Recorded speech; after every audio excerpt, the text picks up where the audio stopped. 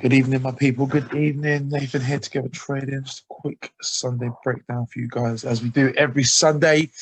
Quick bit of insight into the week, what we're looking at, and as always, we start with the dollar. Dollar pretty bearish last week, as we sort of suggested. Even though I thought we'd have a bullish end, we didn't. There's complete bears here, guys. We had a little rejection here. Let's go small time frame. Now, I like this sort of price action here again. High lows and higher highs. I'm expecting this move here.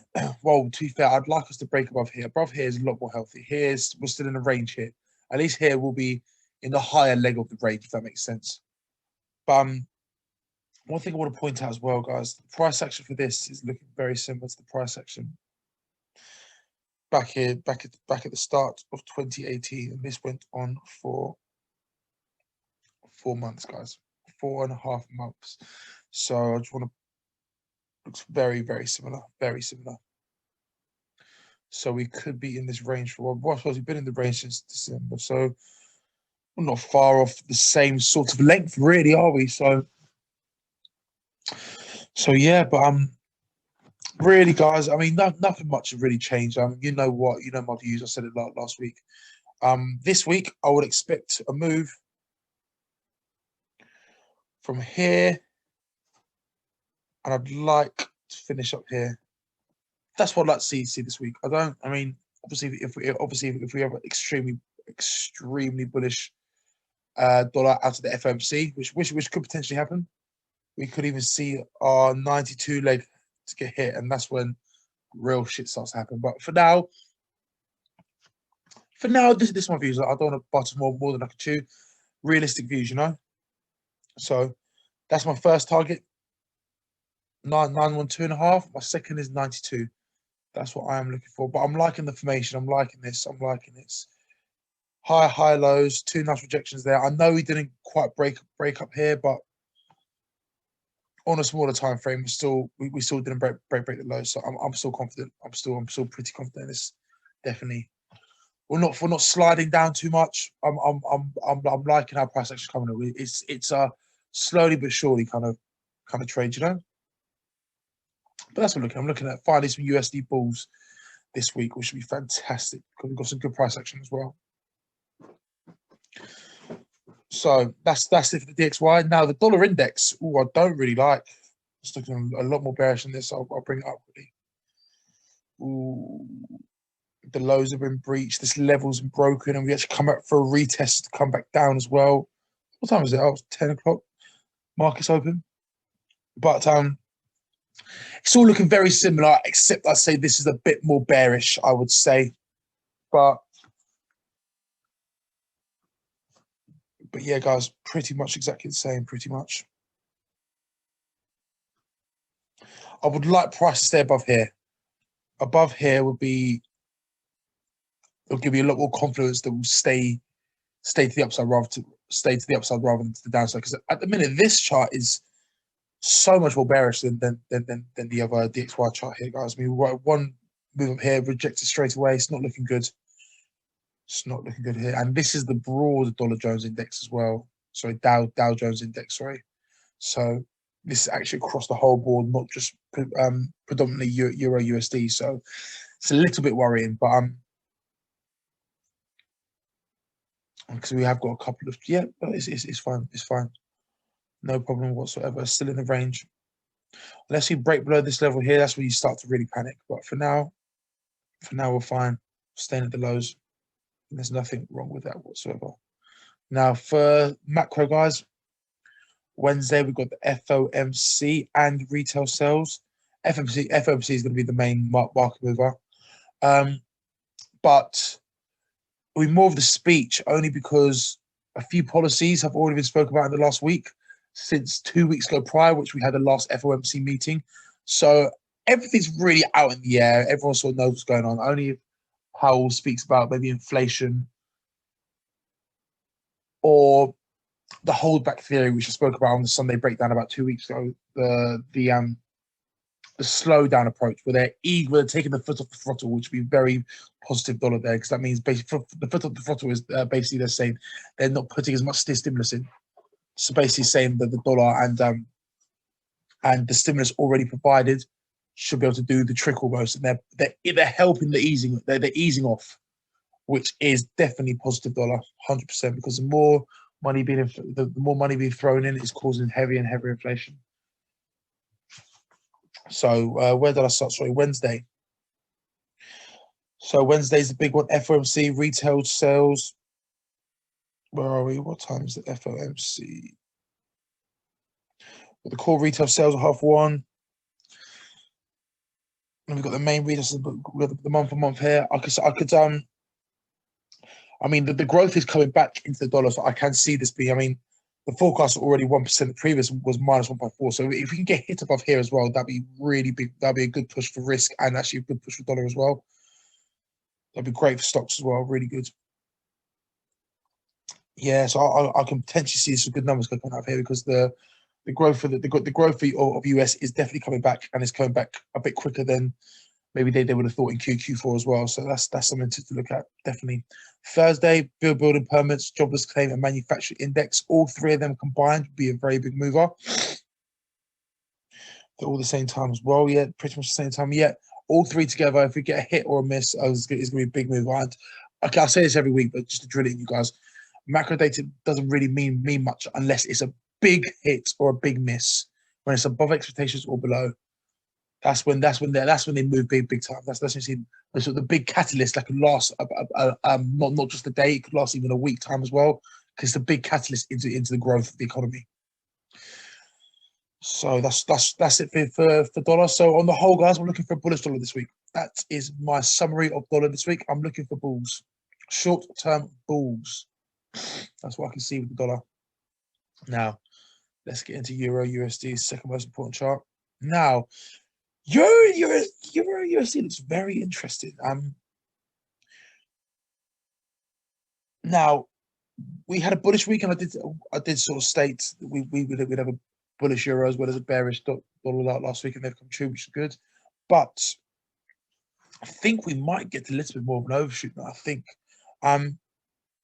two things I want to point out here: huge rejections of this was a move like last week, but I'm going to point out again. Huge rejections of our weekly trend line here that I wanted to point out. It's a very big crucial level. Left it on the weekly like this, and then we've just gained the bulls ever since. Now, reject of this very strongly, and the rejection of our daily support level is extremely strong as well, which gives me the point. Can we from here, is this our retracement back to the upside? Is this our move now? Because it looks pretty good. For me personally, I'm still bearish euro unless we break it. The first level would be we need to break here, and then we need to completely break this level as well. I'm still, you know my views. I'm still bearish euro. Well, sorry, bearish euro USD anyway. We can still come back into this region and then come down. That's not a problem whatsoever. We can still come all the way back into this sort of region here, guys. It's not an issue, but it's just we are seeing some big, strong. We are seeing a few red flags. Let's put it that way. The strength of the rejection of here, the strength of the rejection here, the dips are getting bought big time. Let's put it that way. So, for me, I'm still bearish, but we can come up to here, guys. So that tells me we could have a bullish Euro USD week, and usually if we've got bullish Euro USD week, that could be the bearish dollar. So we've got a bit of confluence here. So in an ideal world, I'd like to see price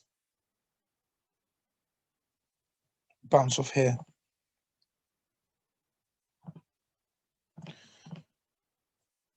That's our next daily resistance, that's our next D. Apart from that, we're in no man's land. We'll come up to here next. So here is our next nearby relatively crucial level. But something else I want to point out to you as well, guys.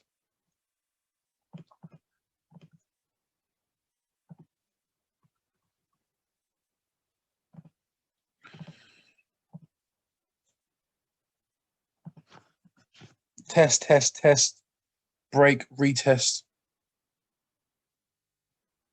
we can easily come back up to these levels, guys, easily. So easily come up to here. So my thoughts are really, if we don't reject off this current level right now, or the daily resistance that is about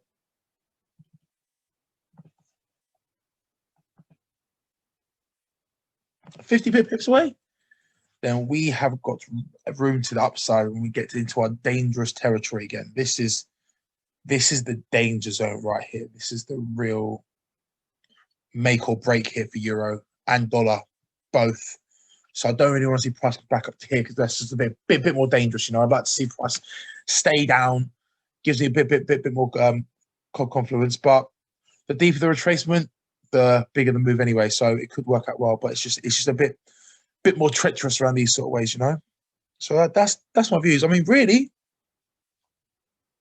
could potentially be a bullish euro this week on euro USD wise. So that is what I'm saying. Either rejection of where we are here, come down, rejection of here, come down, or we're in no man's land. That's what I'm seeing.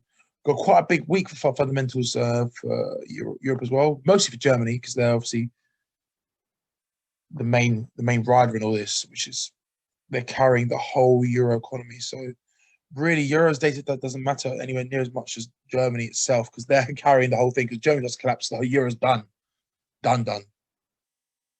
So Tuesday we've got German economic sentiment, which is supposed to be last week. Oh, so I mean to say this as well. Last week, I think I got the macro data mixed up with this week. So you might hear me talk about this stuff again, which I spoke about last week, which might be quite annoying, but it is what it is. Anyway, German economical sentiment, the ZEW. This is going to be a really big one because we're going to see how well the euro is really doing. How well can they hold up this falling economy? So, and this is well combined with the euro GDP, that they're both at the same time. If they're both falls or misses together, this could be this is for any analyst or trader. This is a big insight into where the European economy is going. So Tuesday is fairly big day for the start. Fairly big day for Europe. They're definitely. And then we got the next day, we got the ECB monetary policy state. This is the statement here. This is the written statement, so we can all look at. And then the next day on Thursday, we got Lagarde. We talked about the policy releases, so she could go. I mean, to be honest, for me, the biggest thing that she could talk about in her policy press speech would be about inflation or forex inflation. I think that would be very, very good for euro because I think they're the biggest unknown sort of areas in Europe right now. They've got a big inflation problem and their forex intervention, they keep bringing it up. So they're going to try and make it, because I know they need euro to be weaker, so they're going to try and intervene it to make it weaker. Who knows, guys? Who knows? And on Friday, we've got Germany and Eurozone PMI as well. All right, German PMI there. On Friday as well. These are all just indicators to how growth is going for Eurozone, guys. So that's my views on euro. I'm a bit iffy on euro. I'm a bit more positive on euro on dollar to the upside than euro. Euro could fall from here, or it could catapult from here. So I'm a bit iffy on euro. A bit iffy. I'd say more favourable to the upside, to be honest. Way the daily price action is looking to me. I like those big rejections. They're very nice bits of price action. Very nice. So yeah, question mark there, guys. Question mark.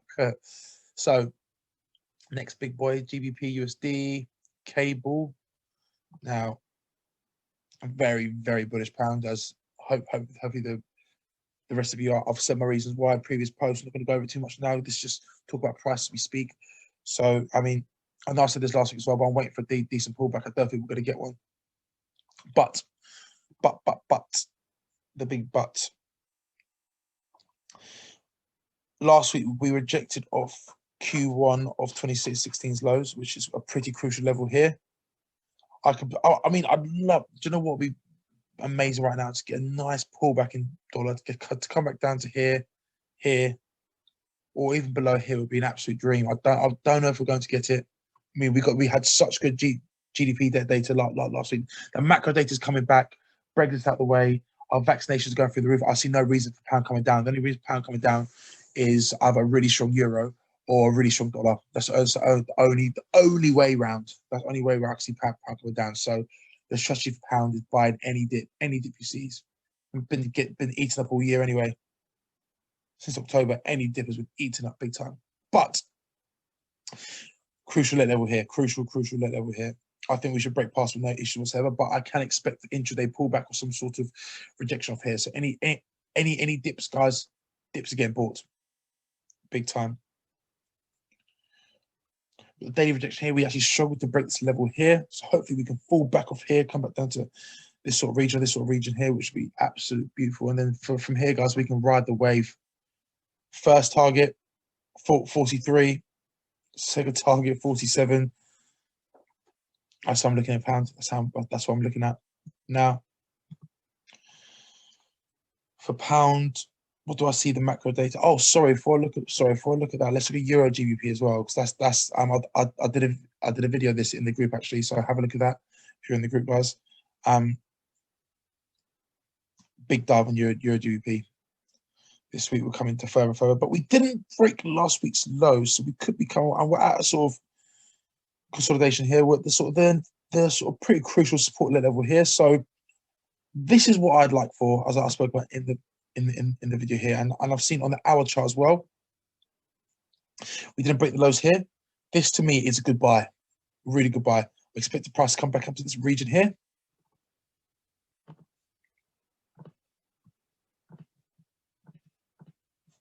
We can get deep as that would be lovely, or if we get even deeper back up to here, now we're laughing. If we can get up to 887, 882, those are sweet spots, guys. And then the strategy with this one for me is sell any rally. I'm more bullish against euro than I'm a lot more bullish against the euro than I am dollar as well, guys. So I'm expecting this to come absolutely flying, guys. I expect this trade to be really good. The team already in this anyway, but we need some more entries, definitely, because long term, guys, look at what's room to the downside we actually have. I'm not going to go too much into this because I went over this into the video into the groups. If you're not in the group, guys, join. It's free. It's free. What are you waiting for? I've gone over Euro GBP in absolute depth, guys, so I'm not going to do it again. But anyway, macro data, guys. Wednesday we got CPI. Shouldn't be too much move. I know the inflation pound isn't really too important. A lot more important than euro and USD. Friday we got retail sales. That's going to be huge move for pound.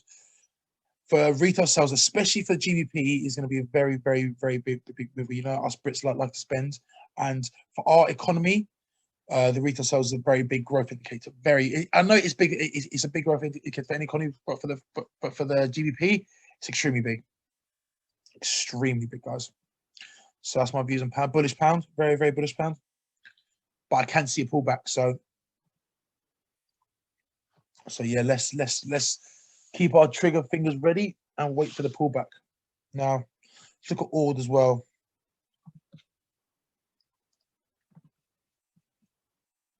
AUD trade here in the group, not going too well so far. But anyway, regardless, I'm thinking if AUD does break past this level here, then we're bullish. I'm pretty bullish AUD anyway, to be honest. AUD will follow the stocks and will follow commodities, and we know commodities on this way up as well. So yeah, I just thought we can get a nice little jump into here before going long, but don't think we're going to get that, to be honest. And risk to reward, they look fantastic, but is he win some, you lose some? So that's how the world goes. But I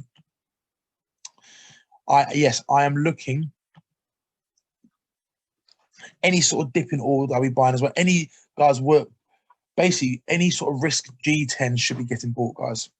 We're at crucial levels here, but any G10 or G7 currency dip should be getting bought. We are in full risk back now. Commodities are flying as well, which is bullish on AUD. AUD is a good commodity FX pair. And don't forget, guys, commodities come back when there's real yield back in. So I'm exactly the same as I am for pound. Very basic because they're both risk anyway. And if we're not going to get this move here, then we're up and away, guys. Definitely, 100%. It's quite a bit of news for Ord as well this week. I haven't jotted anything down in my notes, but I saw retail sales here on the Friday. Actually, fairly big move for Ord. What else have we got? Employment change on Thursday. That'll be really big for Ord. Employment is actually a very big catalyst for weekly highs and weekly lows on Ord. So that'll be one to keep around on Thursday, definitely. No, nothing important there. RBA meeting on Tuesday. That'll give us insight to what the policy's doing, where they're going. I mean, it shouldn't really be too much of a mover. Ord have never really considered going negative or anything like that, so I can't really see it being too much for a big mover.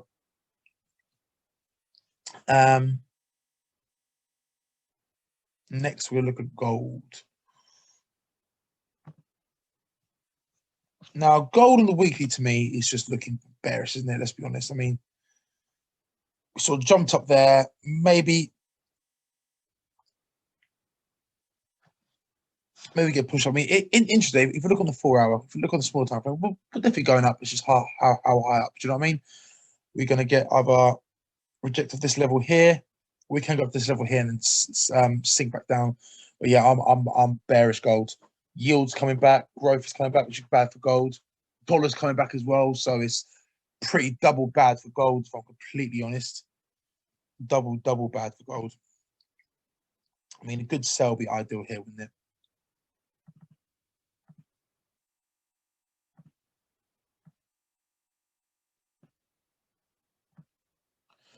That's the proper short right there.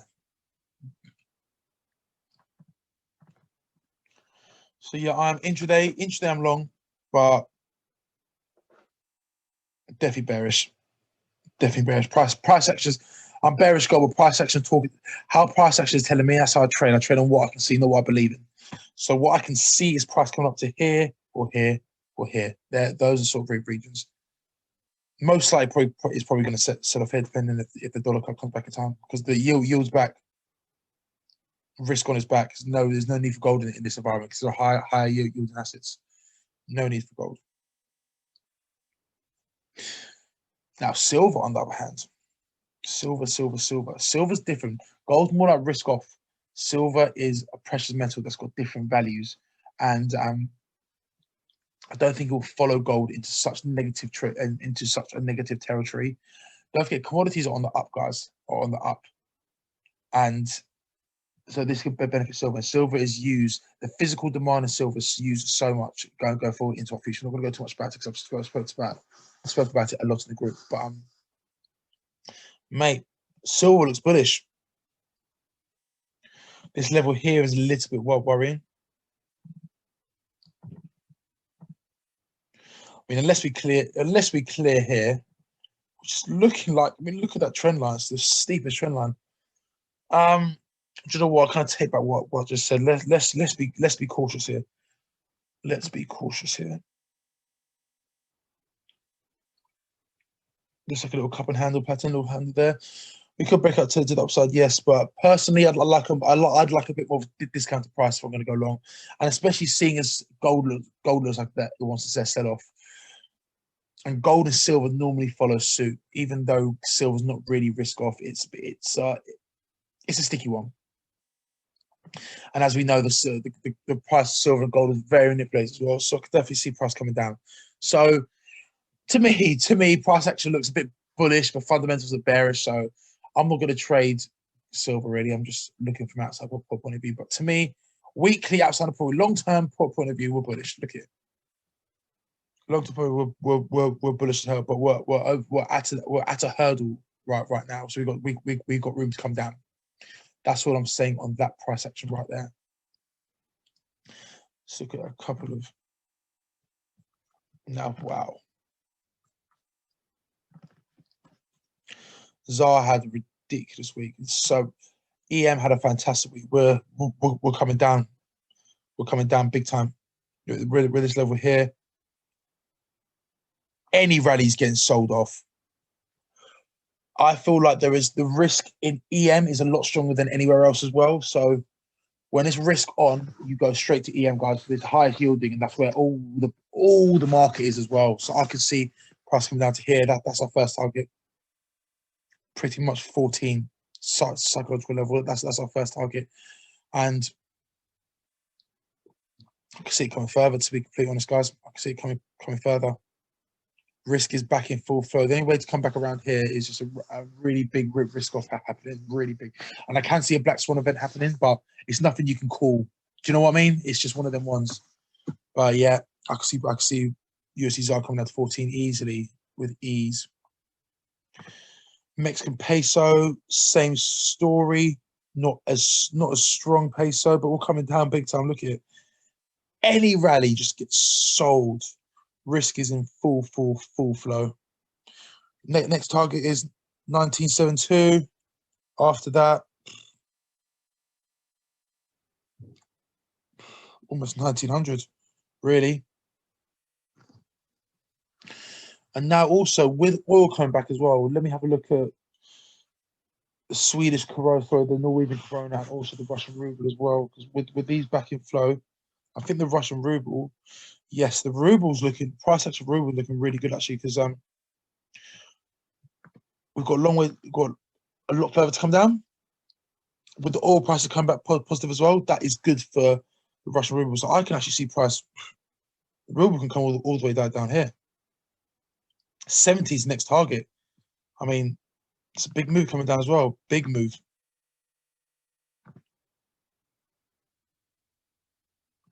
Good 5% move. So, yeah, I can see price coming down here most definitely. Most definitely. That looks like a really good trade, actually, the Russian ruble. Definitely bullish for the Russian ruble. Definitely. Now, second one was the USD, was a sweet Norwegian krona. USD NOK.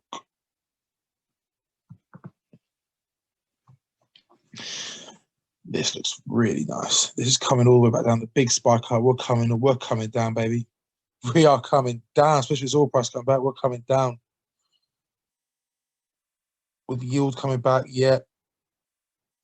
Man, Norwegian krona's got a long way to come down. This is another oil-based and commodity-based class here, guys. Norwegian krona.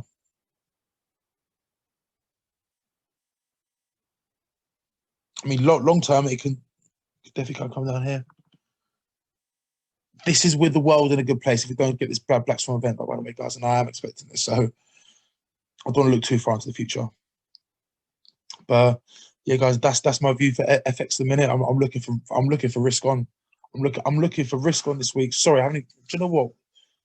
I'm rushing myself here, don't be. So let's have a look at 10-year treasury as well. Yeah, money is clearly coming out of the bond market. Because don't forget, when the bonds go down, the yield's going up. So that money's coming out of the bond market into riskier assets. That is full risk on. Bonds are coming up here. Full risk on. No more than that. Nothing more than that. We are full risk on.